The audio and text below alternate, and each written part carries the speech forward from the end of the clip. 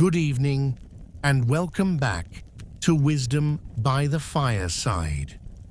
Tonight's story is one of deep faith, quiet strength, and the kind of love that leaves behind invisible fingerprints on a soul.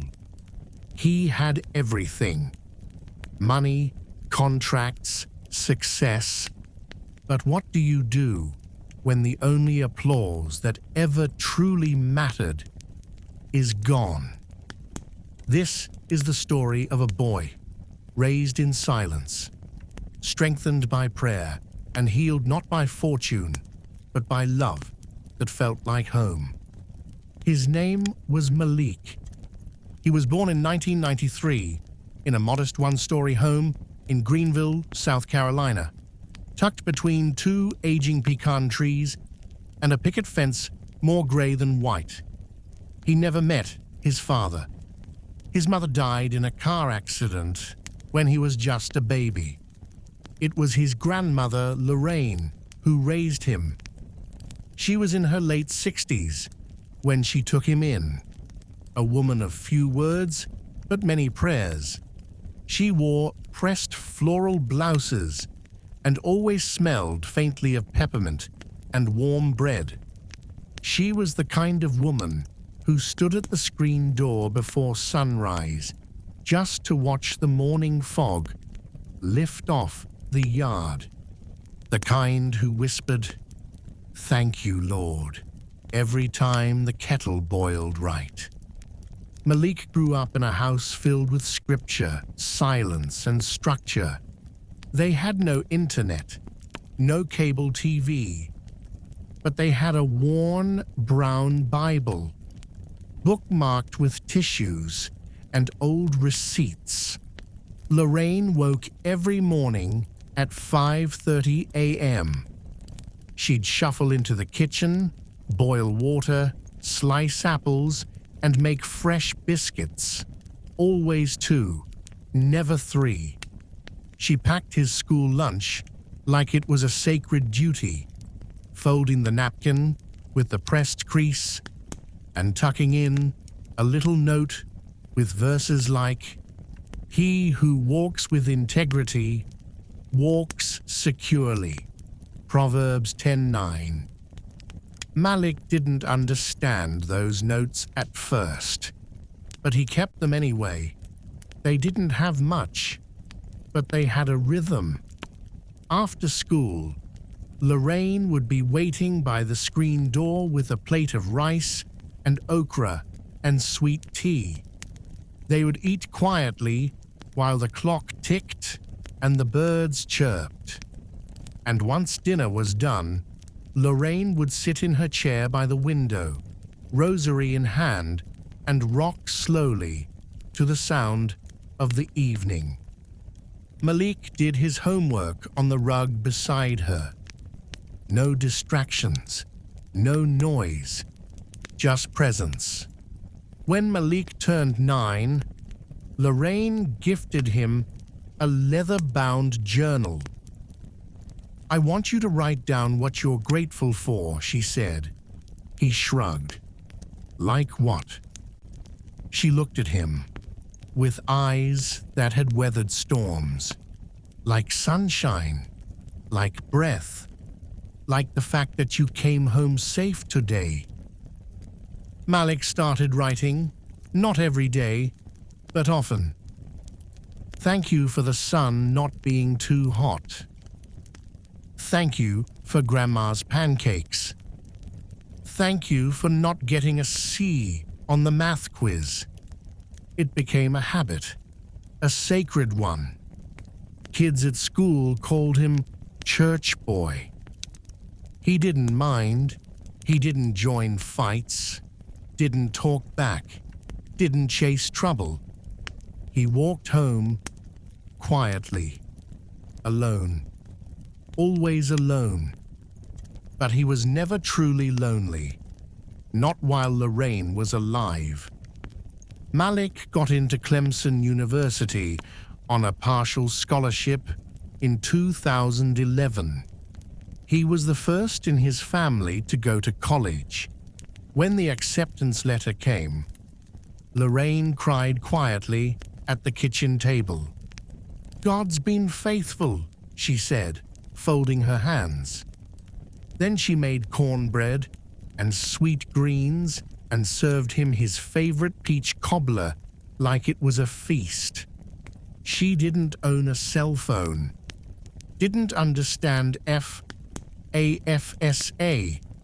but she packed him a tin of cookies and a Bible with the edges underlined and whispered, "Don't let success make you forget who raised you."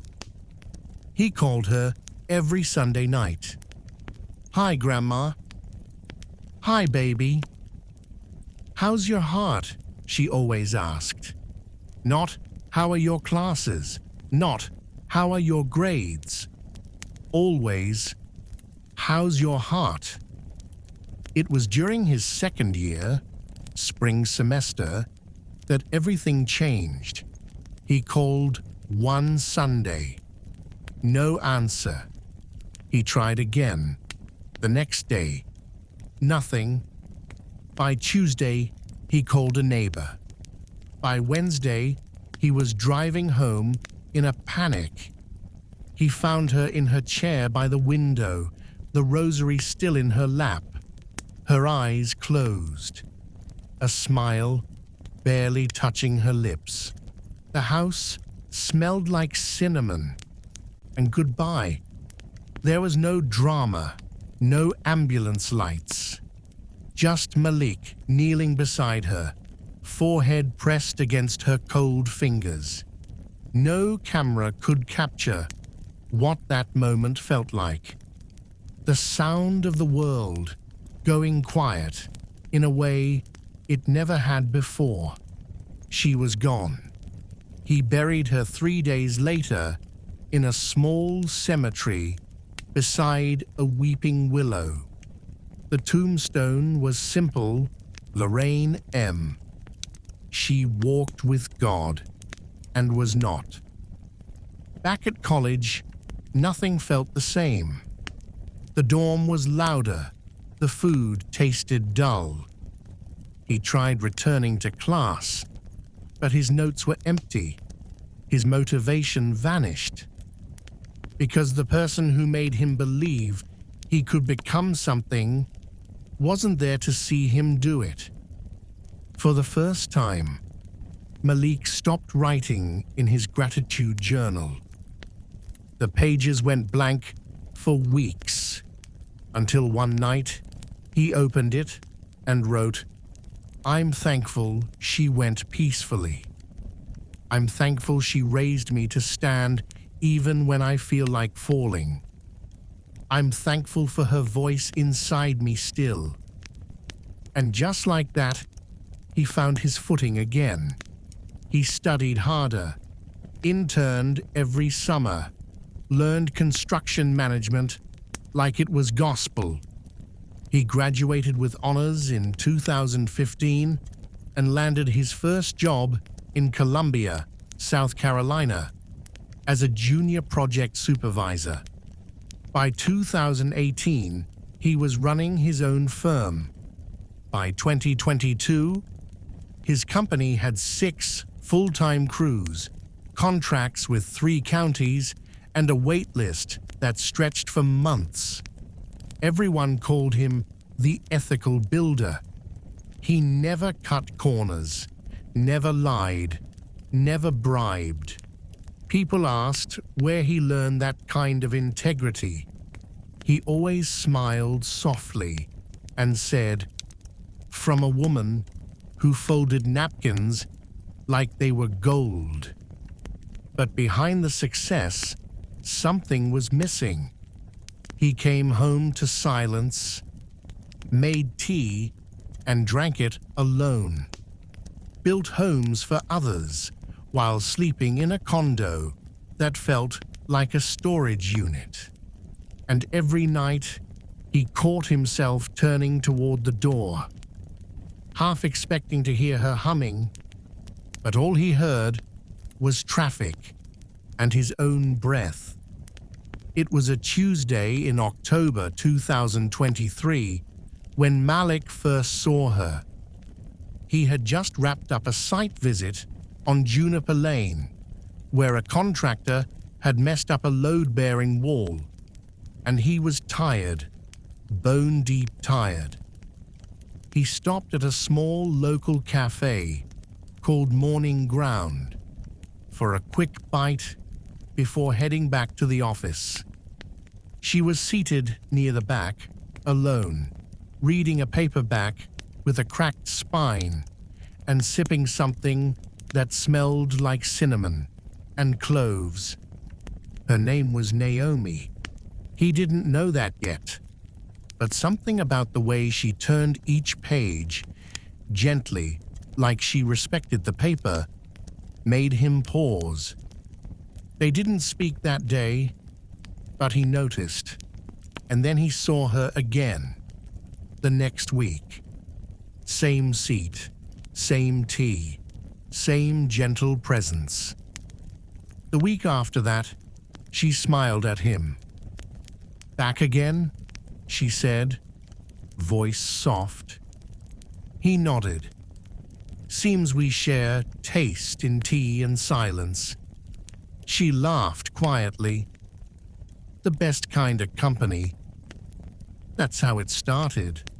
They didn't exchange numbers right away, just conversations, short, slow, unforced. He learned she was a school counselor.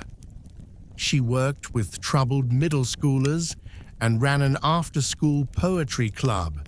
She learned he was a contractor. But she asked different questions than others did. Not, "How many houses have you built?" but "What made you want to build things in the first place?"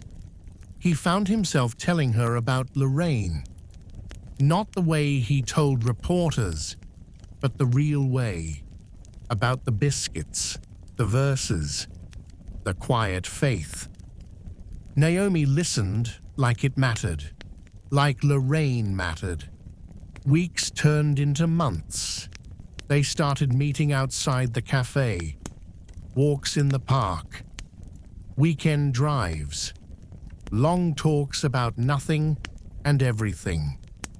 She noticed things he didn't know anyone could see. How he paused before eating, even when he didn't pray aloud. How he looked at construction like a form of worship. How he smiled politely when people praised him, but never fully received it. One evening, they sat on a bench overlooking the lake. Leaves drifted across the water.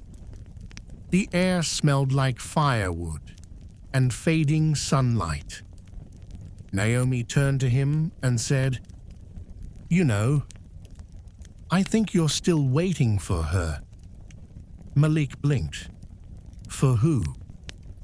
"Your grandmother. You're building all these things, but it's like you're waiting for her to walk into one of them, to see it, approve it, tell you she's proud." The words cut deep, because they were true. He didn't reply, just stared at the water. Naomi gently reached over and placed her hand over his. "I'm not her. I'll never be her. But I see you. And if you'll let me, I'd love to remind you every now and then that she would be proud." Malik turned to her, tears forming in his eyes. It was the first time in years anyone had offered him that. Not praise, but understanding. Not attention, but emotional sanctuary. That night, he wrote in his journal again. "Thank you for today, for quiet eyes and kind hands, for a voice that doesn't try to fix me, just holds me." I think she would have liked Naomi.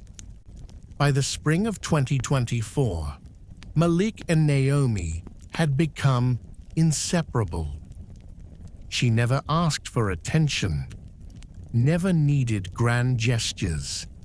She brought him coffee when he had early site meetings, listened to his rants about delayed permits and contractors who cut corners, laughed at his dry jokes, prayed with him on hard days. It was the most peace he had felt in years.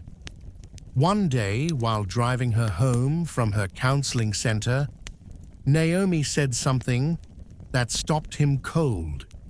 She glanced out the window and murmured, "You know, you don't take compliments very well." Malik chuckled nervously. "I take 'em just fine." "No," she said gently. "You hear them, but you don't let them in." That quiet truth settled between them like fog. He gripped the wheel tighter. "Maybe I just got used to only needing one person's." Naomi placed a hand on his arm. "And that's okay. But she's gone, Malik. You're not." That night, he dreamed of Lorraine for the first time in years. She was sitting in her usual chair by the window, eyes closed. But when he approached, she opened them, smiled, whispered, "Build well, baby." And then she was gone again. The next morning, Malik sat in his office, eyes fixed on a blueprint. It was for a community housing project, affordable units for single mothers in a struggling part of Colombia. Naomi had suggested he take on the project. "Make something that honors where you came from," she'd said. As he studied the plans, something stirred inside him. Not pride, not ambition, but purpose. He called the city office that afternoon and told them he'd do the job at cost. No profit, no PR. The woman on the phone gasped. "Sir, that would be unheard of." He smiled. "That's all right. I'm not trying to be heard, just trying to do right." But not everyone liked that. A subcontractor, Evan, someone Malik had fired 2 years earlier for unethical work, caught wind of it. Evan ran a rival firm now, one that had bid on the same housing contract and lost. The next week, Malik found out his crew had been reported to city code enforcement. False violations, fabricated complaints, delays stacked up. For the first time in a long while, Malik felt like he was slipping. He came home one night to Naomi, reading on his couch. She looked up and immediately saw the tension on his face. "What's wrong?" He sat beside her, defeated. "They're trying to break the project, smear us. It's not even about money anymore. It's personal." Naomi didn't say anything. She just reached for his hand. "You know what Lorraine would say." He exhaled. "What?" She'd say, "Keep walking, baby. Lions don't flinch for jackals."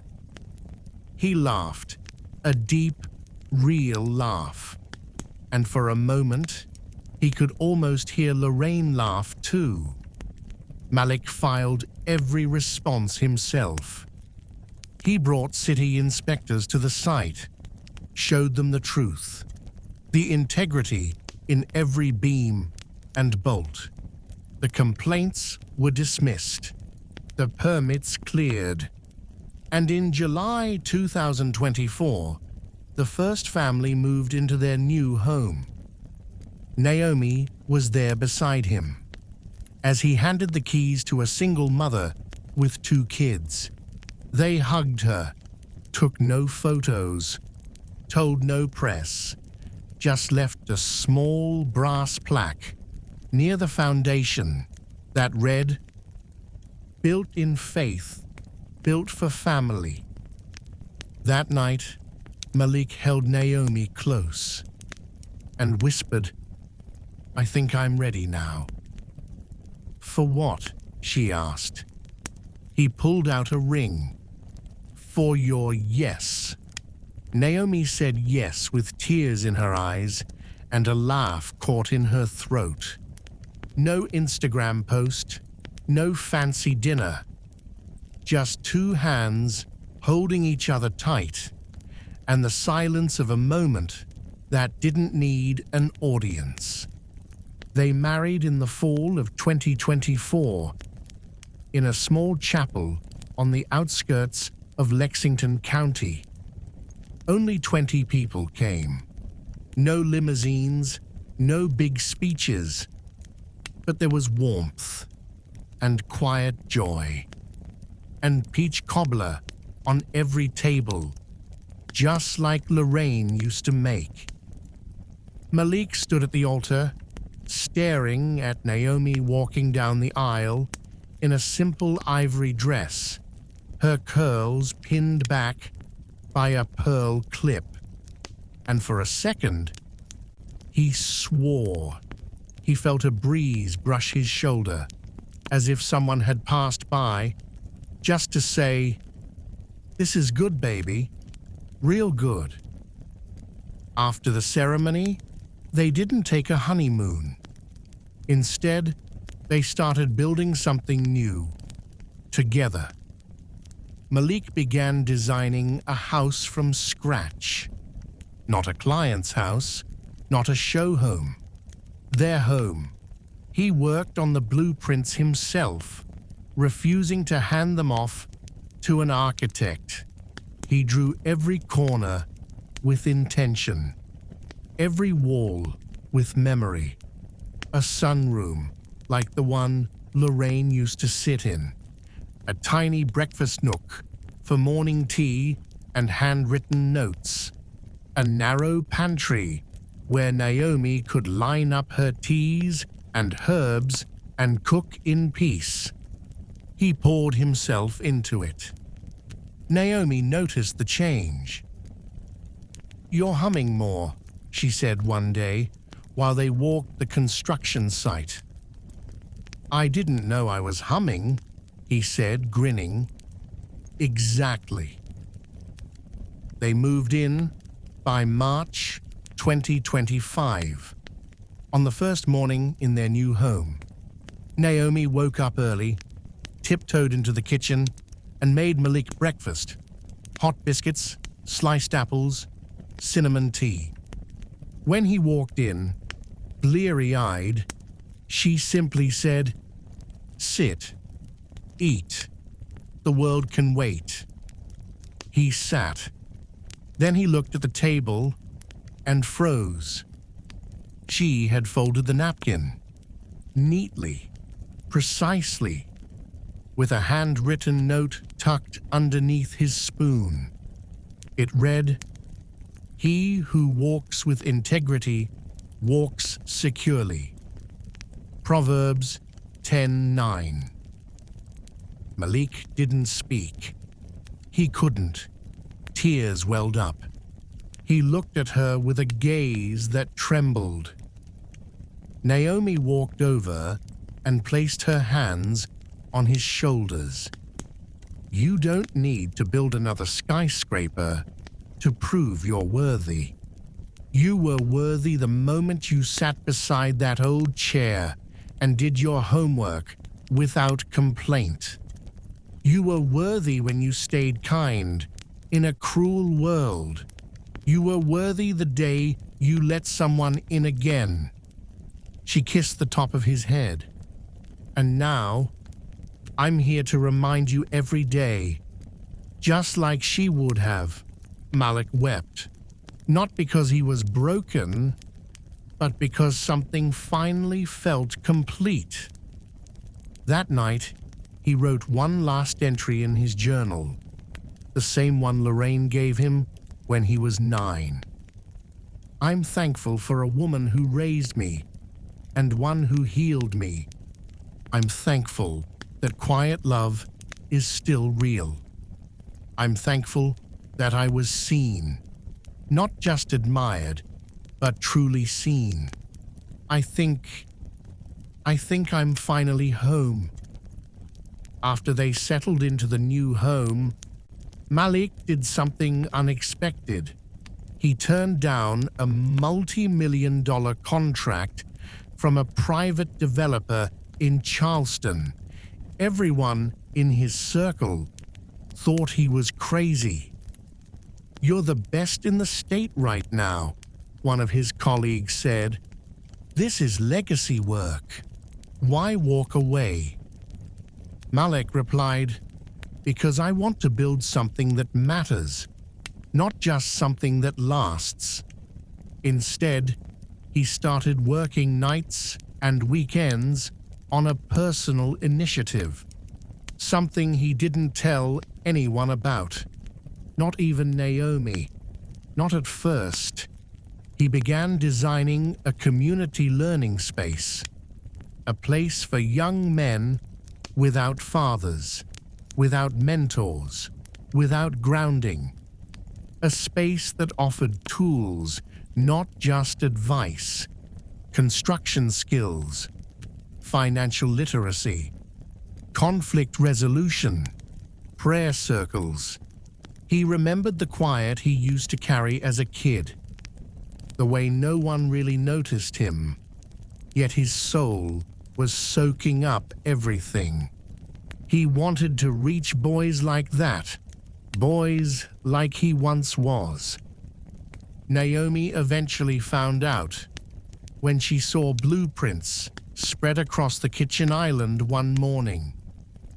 "You hiding a side project from me?" she teased, sipping her tea. He smiled. "Not hiding, just incubating." She looked over the plans, then turned to him, voice gentle. "What are you going to call it?" He paused, thought, then said, "I don't think it needs a name. I just want them to feel what I felt when Lorraine was alive. That quiet kind of love. The kind that teaches you who you are without raising its voice." They built it in an old repurposed church on the corner of Maple and Burson, where a liquor store used to stand. He paid for the whole renovation himself. When it opened, there was no ribbon cutting, no social media announcement, just an open door and a hand-painted sign that read, "Come in, you matter." The first day, only 4 boys showed up. The second week, 10. By the end of the month, over 40 kids were attending after school. Some helped with carpentry. Others just sat quietly in the back, listening. Malik didn't preach. He just modeled integrity, discipline, compassion. And when one boy, Tyree, age 12, was caught sneaking food into his backpack, Malik didn't scold him. He pulled him aside, handed him a to-go box, and said, "Next time, just ask." This place isn't about shame. It's about building men, not breaking them. Later that evening, Tyree left a sticky note on the front door. It said, "Thank you. No one ever said I mattered before." Malik sat in his truck and stared at that note long after the sun went down. And for the first time in his life, he felt full. It was a rainy Tuesday in May 2025 when Malik found it. He had been cleaning out an old moving box from his college days. Paperbacks, notebooks, unopened envelopes, half-worn sweaters. At the bottom was a faded yellow envelope. No stamp, no return address, just his name, written in delicate cursive, Malik. He opened it with trembling fingers. Inside was a folded letter, written on the kind of stationery Lorraine used to keep in her sewing drawer.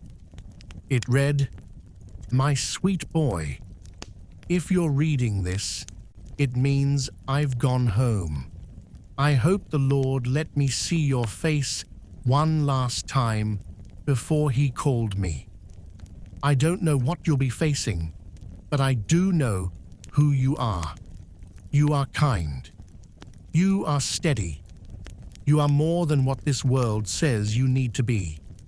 You were never meant to chase riches, just righteousness. Never meant to impress, just to serve. And you've done both without even knowing. You don't need me to guide you anymore. The compass is already in your chest. Let love be your north. And when the storms come, don't flinch. You've got the strength of generations in your blood. One more thing. When the right woman finds you, you'll know. She'll remind you of me in all the right ways, and she'll teach you things I couldn't. Let her love you, baby. You've earned it. With every breath in me. Grandma Lorraine." Malik sat back on the floor, letter shaking in his hands. Naomi found him like that, cross-legged on the carpet, tears streaming silently down his cheeks. She didn't ask. She just sat beside him, curled into his shoulder, and held him as the rain tapped softly on the windows. He finally whispered. She knew. Even back then, she knew everything. Naomi kissed his cheek. That's what grandmothers do. They know before we do. That night, Malik framed the letter and placed it on the shelf in their hallway, right above the spot where they kept their keys and Naomi's jar of handwritten affirmations. He looked at it every morning before heading out to job sites or to the youth center, and every time he whispered the same words. Let love be my north. Months passed, quietly and beautifully.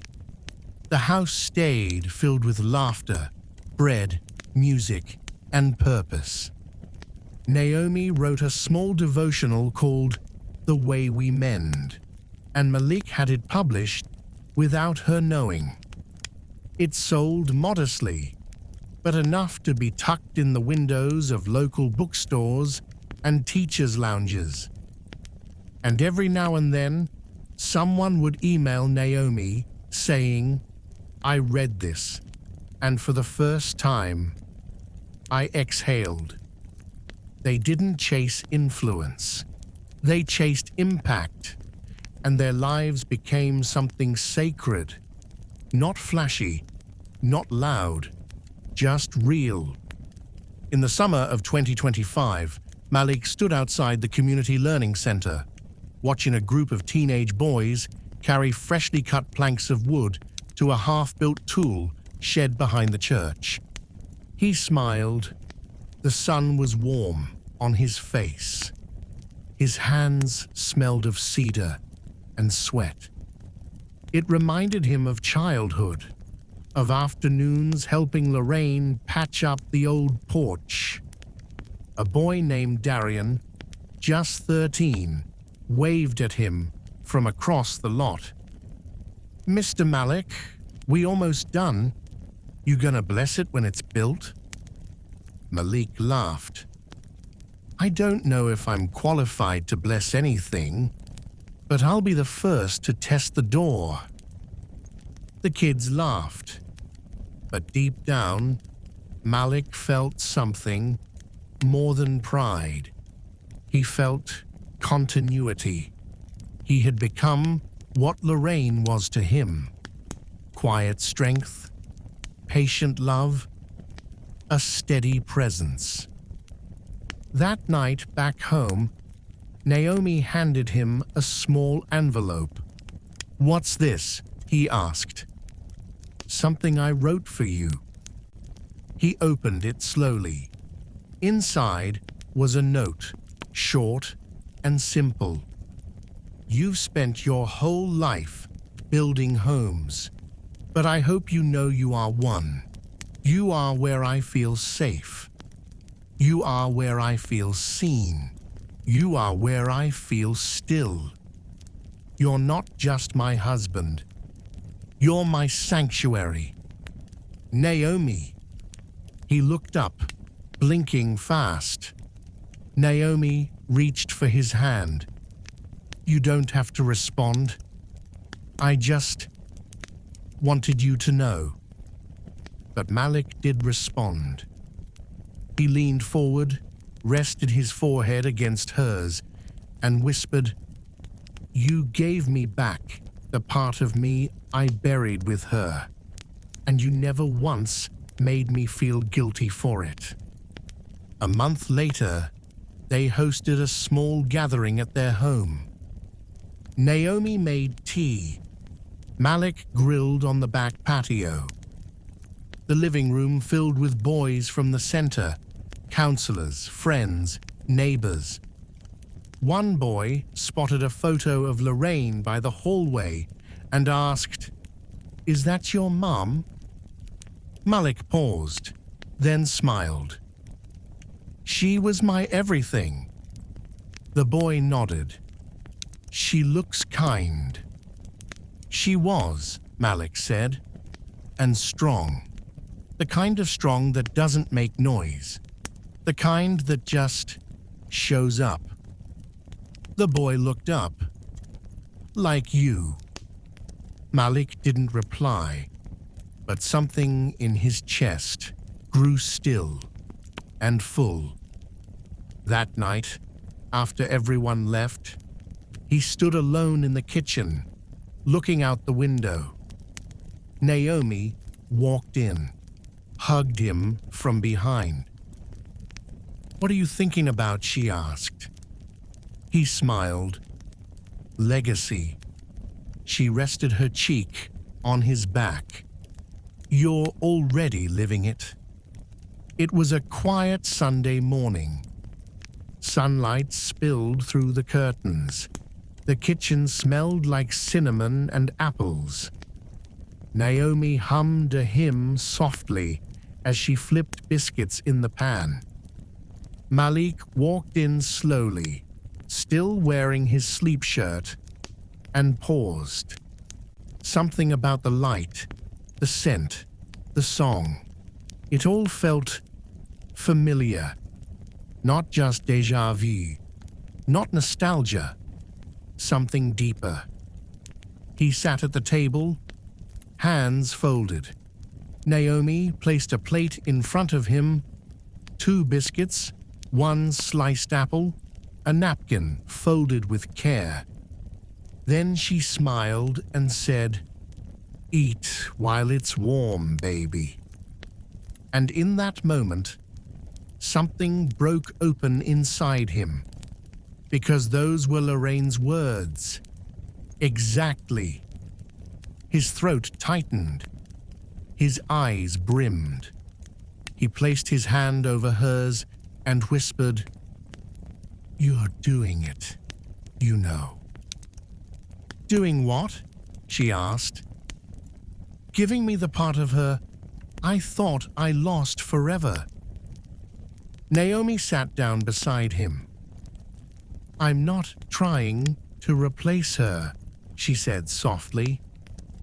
"I know," he replied. You're just continuing her.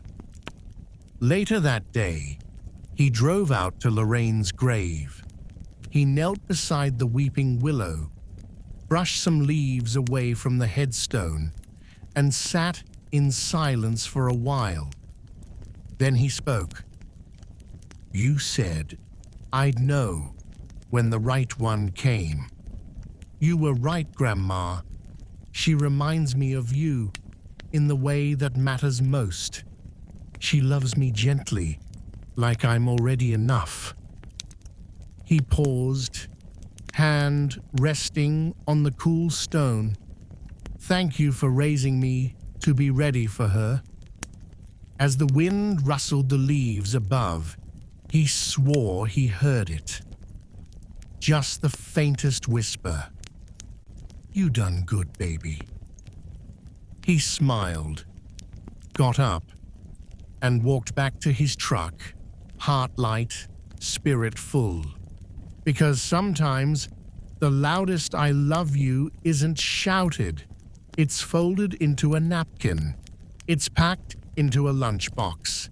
It's passed from one woman to another without ever needing to speak it out loud. And that, dear listener, is the story of Malik, the boy who was raised in quiet faith, became a builder of homes, and finally found his own. The lessons and values.